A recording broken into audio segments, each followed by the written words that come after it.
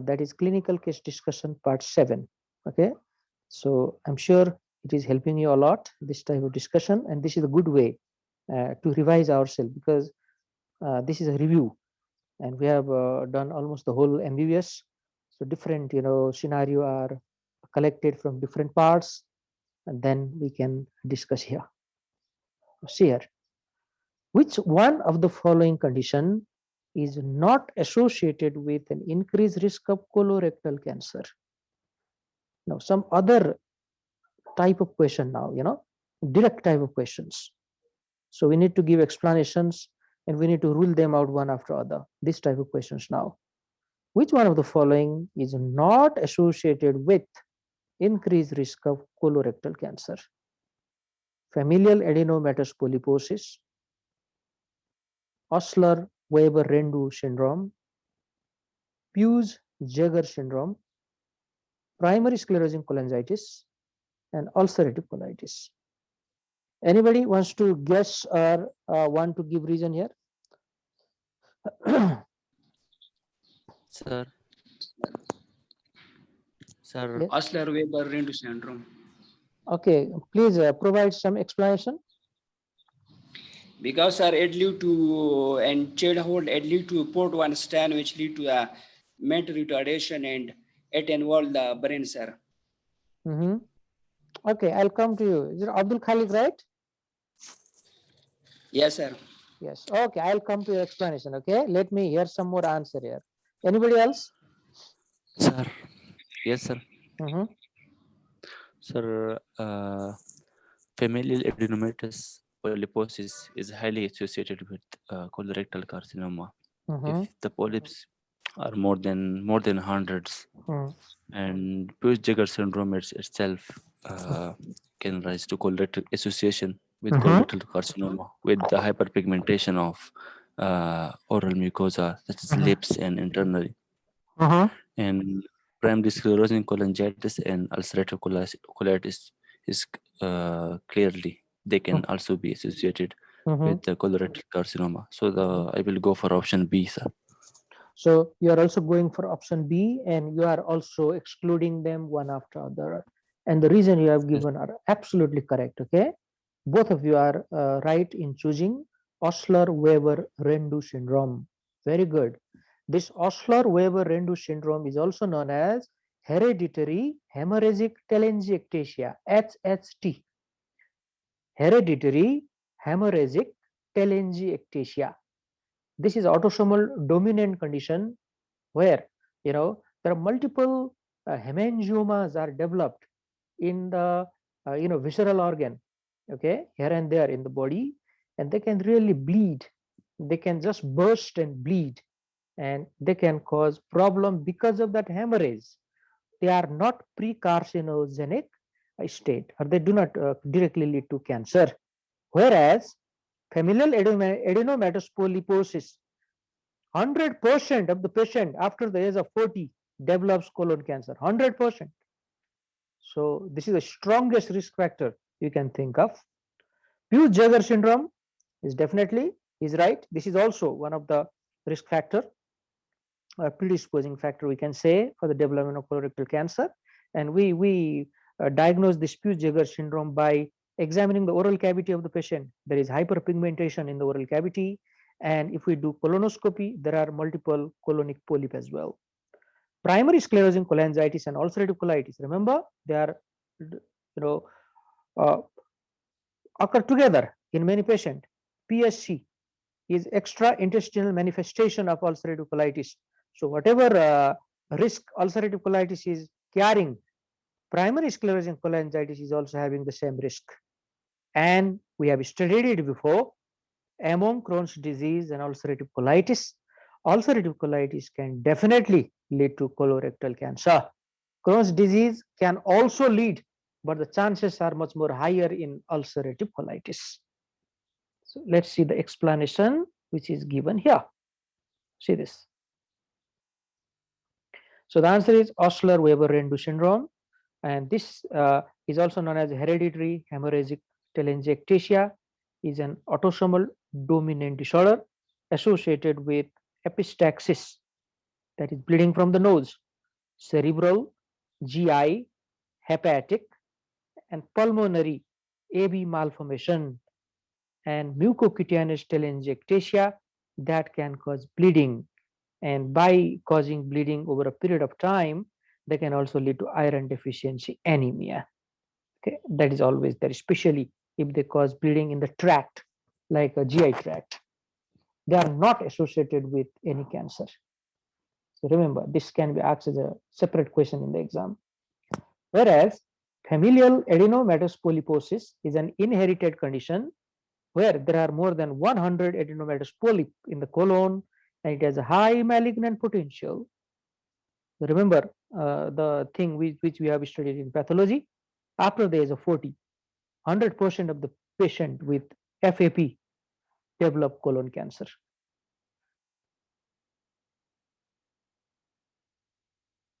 Okay, now some other Peutz-Jeghers syndrome is another inherited condition where there may be hyperpigmentation of the mouth and limbs, along with the development of hematomatous polyps throughout the GI tract. So polyp is also present here. Okay, these are hematoma. They are made up of normal tissue, remember, but with a abnormal type of appearance. Both ulcerative colitis and Crohn's disease are IBD, and they have increased risk of developing colon cancer. So just know that much now. Let's move on. Now, number 2. See here, okay, listen properly. Very easy question, but we have to go through the case first. The 18-year-old female presented to accident and emergency with abdominal pain and nausea. She admitted to taking 40 grams of paracetamol with a bottle of wine over the past 2 days. Okay. Now, how much paracetamol can we take? Yes, so that it doesn't cause harm. Sir, for adults, we should take less than 6-7 grams. Okay, okay, fine. So see there, it is like, just let me discuss this a bit of practically here. Every day, okay, if you are taking paracetamol 6 hourly, okay, 6 hourly means 4 times a day, okay, and one time you can take up to 1 gram. 1 gram, usually we give 1 gram to the adult. 500 milligram is a bit less already, okay, 1 gram.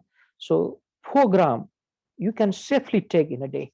4 gram, no problem whatsoever happen, up to 4 gram, especially if your liver is fine. Okay, if there is a problem with liver, for example hepatitis, jaundice, liver is not functioning well, then we don't want to prescribe paracetamol to that type of patient. Now 4 to 8 is somewhat in the intermediate zone, 4 to 8 gram, but definitely the toxic level is more than 8 gram in case of adult. Remember this. Up to 4 is completely safe therapeutic dose. 4 to 8 maybe somewhere in the middle. For example, the liver is not functioning that well. Probably that dose can do harm, but more than 8 is a toxic dose. In case of child, 50 milligram per kg body weight. If I exceed that, it will be a toxic dose. 50 milligram per kg. Okay. Now see that how much she has taken. 40 gram. 40 grams, way too high dose. She was remorseful for her action and now wanted treatment. So she is guilty. Okay. Now she wanted treatment now. On examination, she was alert and oriented. So central nervous system is still intact. Her temperature was 37.5, pulse rate 98 beat per minute, blood pressure 120/74. There was generalized abdominal tenderness, but no signs of chronic liver disease. The most appropriate treatment for our condition is, look at the question, which is quite long and a lot of things you are scared what question they have asked, but look at the question, so easy. Every student can give the correct answer here. Yes, what is the answer? And acetylcysteine. N-acetylcysteine, absolutely. This is the antidote of paracetamol poisoning, N-acetylcysteine. And she has presented quite acutely to the hospital. It was not that, very late as well. Okay, within the 2 days she has presented. So we have to give antidote, okay, which will uh, reverse all the effect of paracetamol here. So N-acetylcysteine. If the liver was already badly damaged, then other option could also be appropriate, like fresh frozen plasma, because coagulopathy is quite common in case of liver damage. Okay, so those are the things. So N-acetylcysteine is the answer here. Very good. Now, number 3. A 61-year-old woman with a non-alcoholic liver disease, okay, was referred by her general practitioner with increased abdominal distension.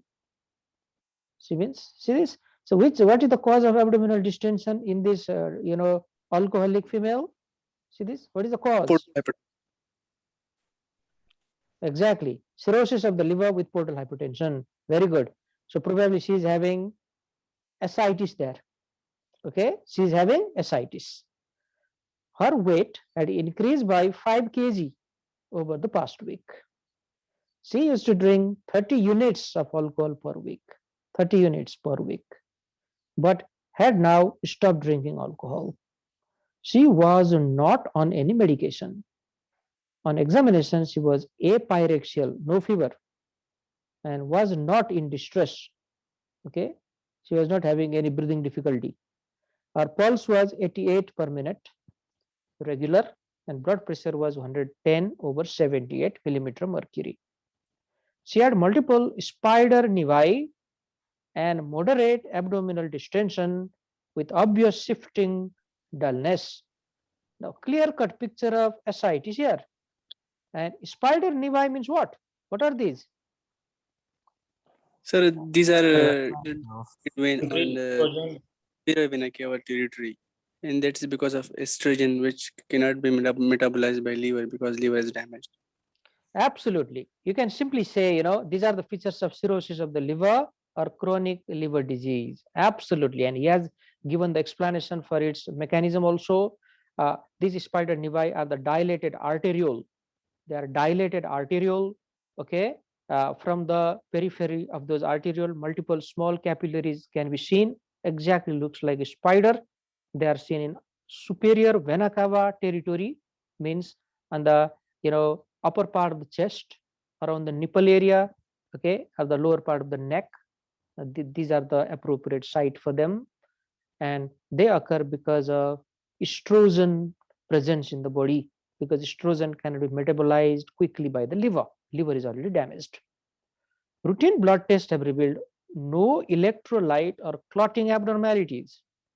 So liver is still functioning regarding the clotting factors.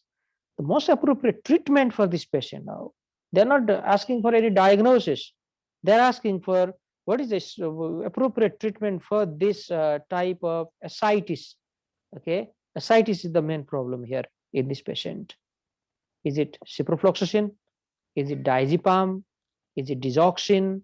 Is it spironolactone? Or is it warfarin? What is the answer? Spironolactone. D. Exactly. Very easy question. Now, why this question is easy, though it is a long case? This patient is apyrexial. There's no fever. So why you want to choose ciprofloxacin? Okay. Other one, there is no tenderness. They have not given any tenderness when you feel the abdomen. So no role of any antibiotic, easily ruled out. Diazepam. Actually, diazepams are avoided as far as possible in this type of scenario. Diazepams not given if a liver is damaged. Okay. Digoxin. What is the role of digoxin here? No way. Warfarin. Okay. See that? There's no coagulopathy, nothing like that. So spironolactone is a clear-cut answer here. Very easy question. Spironolactone. And one small point I like to highlight here. Rather than very potent or stronger type of diuretic, we like to use spironolactone in this case. Spironolactone is a better option. You have to give another explanation also here. In cirrhosis of the liver or portal hypertension, one of the mechanism is renin-angiotensin-aldosterone activation, and spironolactone is anti-aldosterone agent. So it is also helping in that regard. Number 4, a 20-year-old man was referred by the neurologist to the liver clinic. So he's quite an old, young person, 20-year-old. Okay, 2 years ago, he had developed tremor and rigidity in his upper limb, which was getting steadily worse. Tremor and rigidity. So this is a neurological involvement. He had recently seen the ophthalmologist who had diagnosed Kaiser-Fleischer ring. Now you already got the diagnosis. Kaiser-Fleischer ring is present in which condition? Wilson disease. Wilson disease. Exactly. Wilson disease. And in Wilson disease, the most important organ which is affected is liver. There's no doubt about it. Liver is the number one. Another organ is eye, the cornea of the eye. That's what Kaiser-Fleischer ring is all about. And the next important organ is the brain. Brain is also involved, especially the extrapyramidal part of the brain. Okay, basal ganglia area. That's why there is this tremor and rigidity type of clinical features. Even the RBCs are involved, are affected by Wilson disease, and hemolysis is also a common feature in Wilson disease. Now, he had some dearrangement of his liver function test. So liver is already damaged.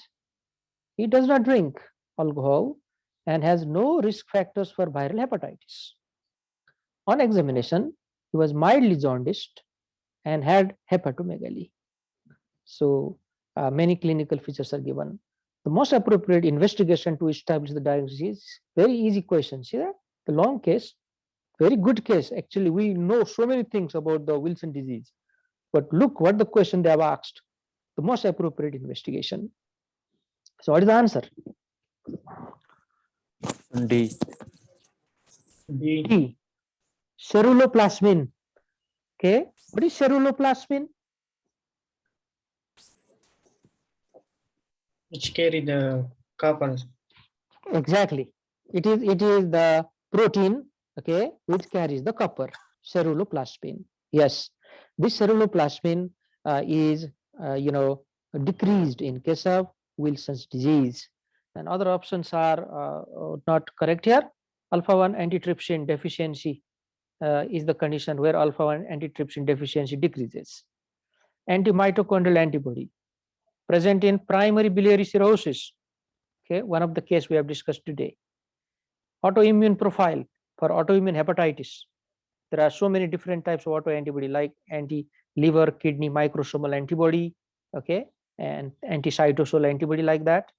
An iron study is done for hemochromatosis, not for Wilson disease. Now, let me go through this a little bit because this is an interesting case. Who knows, some question may include some other options in the future. Okay, this young man has a neurological disease and a liver disease, which is characteristic of Wilson disease. This is highly likely since there is also the presence of Kaiser-Fleischer ring. Wilson's disease is an inherited condition, and this inheritance is autosomal recessive. Autosomal recessive, where there is a defect in the biliary excretion of the copper, leading to an accumulation in the liver and brain. Copper binds to apoceruloplasmin to form ceruloplasmin. With Wilson disease, this binding doesn't happen, so there is decreased ceruloplasmin detected in the blood. So this is a mechanism which is given there. Okay, so decreased ceruloplasmin, you just remember this. Serum alpha-1 antitrypsin is used to diagnose alpha-1 antitrypsin deficiency, which is associated with cirrhosis of the liver and emphysema. So these are the question which is associated with alpha-1 antitrypsin deficiency. See this, cirrhosis and emphysema. Which type of emphysema? Which type? Pan-acinar. Pan-acinar. Very good, excellent. This is pan-acinar type of emphysema. Centri-acinar, pan-acinar, and distal. There are three types of emphysema present. Centri-acinar is associated with smoking. Pan-acinar is associated with antitrypsin deficiency, alpha-1 antitrypsin deficiency. Antimitochondrial antibodies are used to test for primary biliary cirrhosis. Iron studies include serum iron, total iron binding capacity, and transferrin, and they are used to screen for hemochromatosis. So serum iron is definitely high in hemochromatosis. This is iron overload condition. Transferrin saturation is also extremely saturated, isn't it? Transferrin is saturated. But what about the iron binding capacity in hemochromatosis? What happens to that? Decreased. Exactly. It is decreased. It is not increased. Okay. Remember this. This is exactly opposite of iron deficiency anemia. In iron deficiency anemia, those binding sites are free. So a lot of iron can bind there. That means binding capacity is high. Whereas in this case, iron is everywhere. So binding capacity is decreased.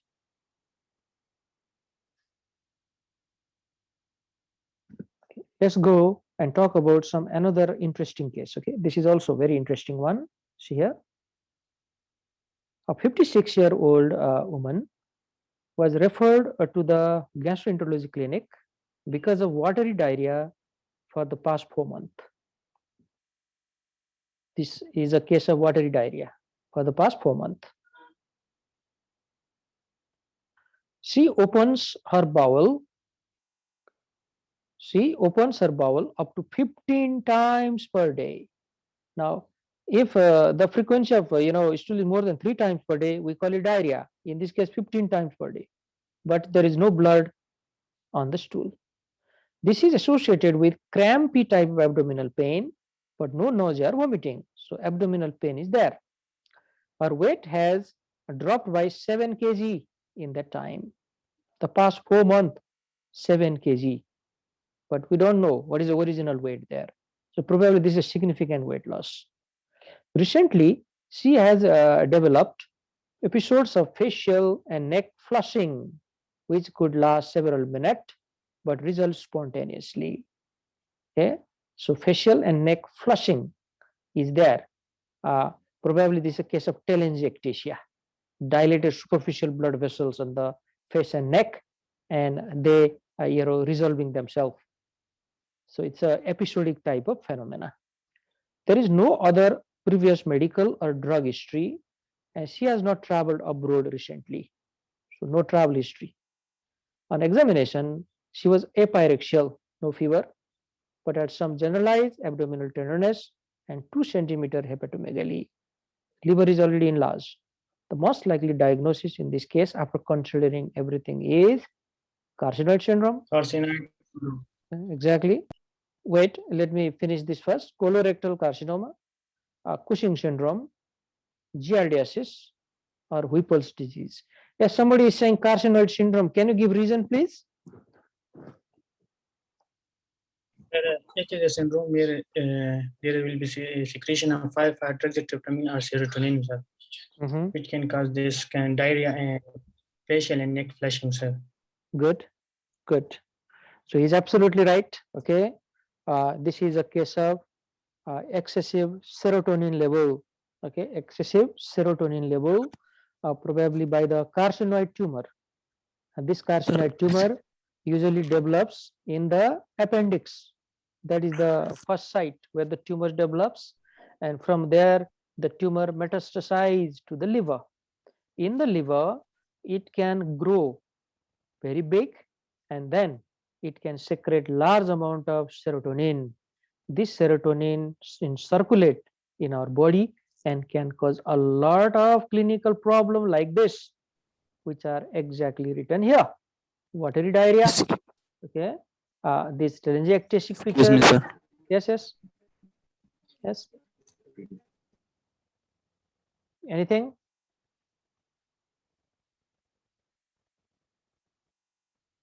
See this? This is a case of carcinoid syndrome. You can see here, carcinoid syndrome. So all the clinical features, matches, okay, and then these typical clinical feature occurs only after the hepatic metastasis occur. Please remember this. This hepatic metastasis uh, is already too late for the diagnosis of this case. Whipple's disease, which is shown as one of the option here, is an extremely rare disease characterized by abdominal pain, diarrhea, and weight loss, and arthralgia as well. And this is caused by a bacteria known as Tropherema whippeli. Tropherema whippeli. So this is the type of infectious disease. And Giardia is a type of parasite. This is a type of protozoa. Okay, and in this case, it is very unlikely because the patient he has not traveled abroad, uh, because giardiasis is more common in the developing world.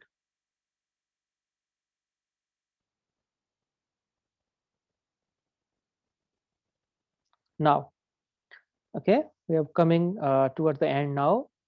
Let's see one or two more cases for today. A 23-year-old woman is seen for evaluation of intermittent spells concerning for seizure.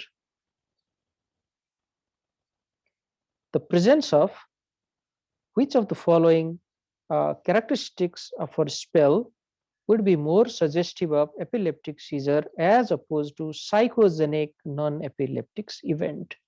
So these are the options, which are about how to differentiate between true epileptic seizure from pseudo seizure.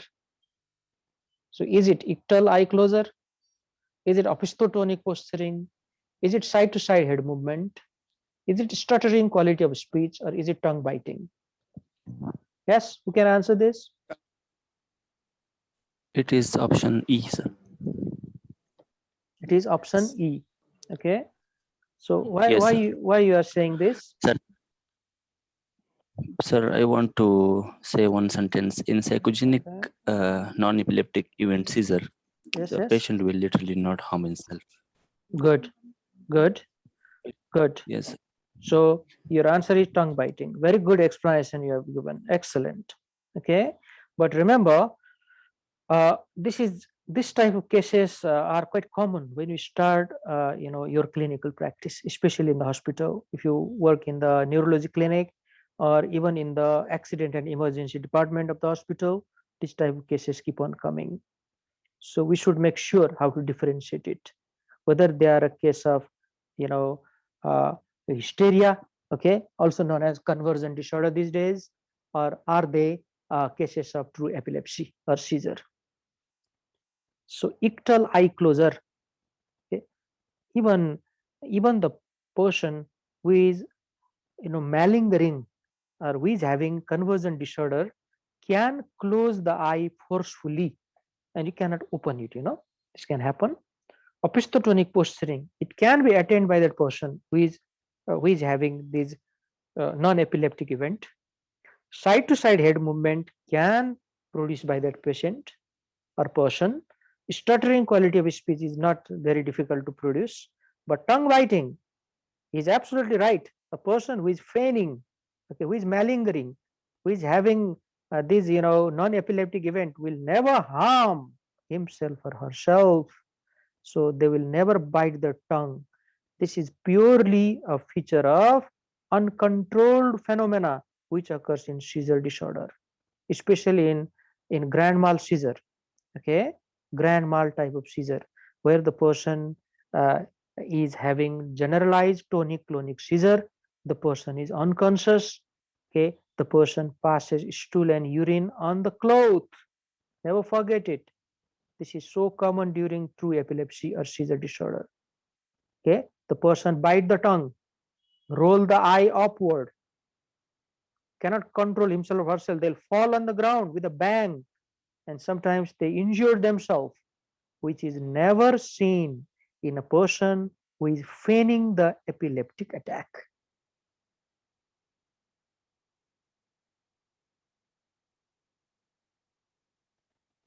Now, if we fail to diagnose this correctly, then what is the problem now? Yes, we may give some big dose of anti-epileptic medicine to that patient, and anti-epileptic medicines are hypnotic type of medicine or sedative type of drug along with other effect. So that is not really necessary, isn't it? So this is the one. Okay, so all these things you can study on your own. So let's do this last case for today. Okay, we have a very good discussion today, and we'll continue it in our next class also.